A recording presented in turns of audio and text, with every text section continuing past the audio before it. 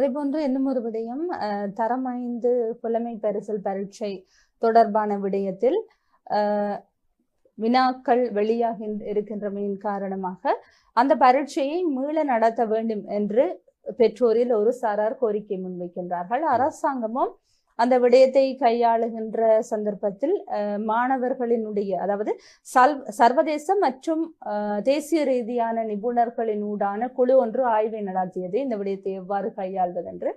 இறுதி முடிவாக சிறுவர்களினுடைய உளநலத்தில் பாதிப்பை ஏற்படுத்தும் விடயமாக இந்த விடயம் மாறும் என்ற ஒரு கருத்திற்கு இணங்க முதலில் வெளியாக இருப்பதாக குறிப்பிடப்பட்ட அந்த கேள்விகளுக்கான முழுமையான புள்ளிகளை அளித்தார்கள். ஆனால் இப்பொழுது பெற்றோரில் ஒரு சாரார் 8 வினாக்கள் வெளியாக இருப்பதாகவும் பரீட்சையை மீள நடாத்துமாறும் குறிப்பிடுகின்றார்கள். ஆகவே இந்த விடயத்தை ஒரு உளவியல் ரீதியில் கையாள்வதென்றால் அரசாங்கம் எவ்வாறான ஒரு முடிவை எடுக்க வேண்டும் என்று குறிப்பிட முடியுமா?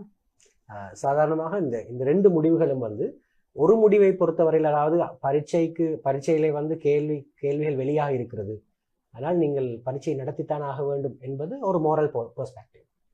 அதாவது அது சட்ட ரீதியான அல்லது நாங்கள் சொல்லுவோம் ஒரு மோரலி நாங்கள் எடுத்துக்கொள்ள வேண்டிய ஒரு முடிவு, மோரல் பெர்ஸ்பெக்டிவ். அதன் மூலமாக, அதாவது அப்படி ஒரு தவறு நடந்தால் நாங்கள் அந்த தவறை திருத்திக் கொள்வதற்கு இப்படித்தான் வழிமுறைகளை கையாளுகிறோம் என்று என்னுடைய எதிர்கால சந்ததியினருக்கு நாங்கள் ஒரு முன்னுதாரணமாக நடந்துகிறோம். அது மோரல் பெர்ஸ்பெக்டிவ். 2வது நீங்கள் சொல்லுகிற விஷயம் சைக்காலஜிக்கல் பெர்ஸ்பெக்டிவ்.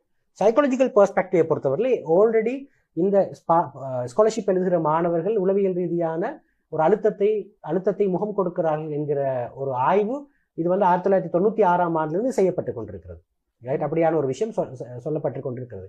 அவை இப்போதுதான் அவர்கள் ரிலீஸ் ஆகியிருக்கிறார்கள். ஸ்காலர்ஷிப் பரீட்சை முடிந்து புலமை பரிசில் பரீட்சை முடிந்து இப்போதான் ரிலீஸ் ஆகியிருக்கிறார்கள். திரும்பவும் அவர்கள் பரீட்சைக்கு எதிர்கொள்ள வேண்டும் என்ற ஒரு நிலை வருகின்ற பொழுது நிச்சயமாக அதிலே இன்னும் அவர்களுடைய அழுத்தம் இன்னும் அதிகரிப்பதற்கான சந்தர்ப்பம் இருக்கிறது.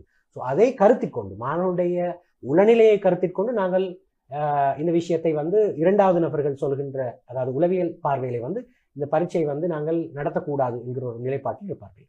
அவை இதை அரசாங்கம் எப்படி பார்க்க வேண்டும் என்கிற விஷயத்தை சொல்வதை விட, அதாவது மாணவர்களுடைய இந்த மோரல் பிரின்சிபல் பாதுகாக்கப்படவும் வேண்டும்.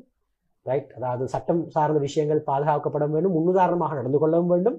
அதே போல மாணவர்களுடைய உளநிலை பாதிக்கப்படவும் கூடாது என்கிற ஒரு நிலையில் இருந்துதான் முடிவுகள் எடுக்கப்பட வேண்டும் என்கிற தேவை இருக்கிறது.